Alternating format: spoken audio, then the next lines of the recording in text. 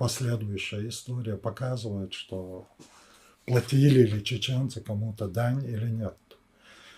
Все, кто утверждает, что чеченцы кому-то платили дань, это подонки, чечено-ненавистники, враги чеченского народа.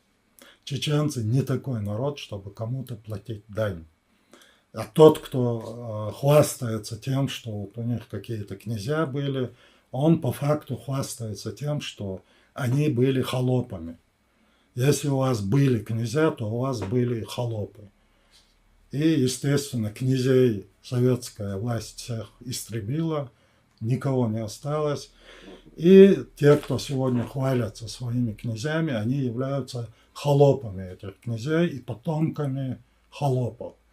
И вам, как потомкам холопов, потомкам крепостных крестьян, говорить что-то про чеченцев, которые в течение столетий непрерывно проливают кровь за свою свободу, жертвуя жизнями и даже землями, которые к вам отходят по воле империи, не вам в чем-то попрекать чеченцев.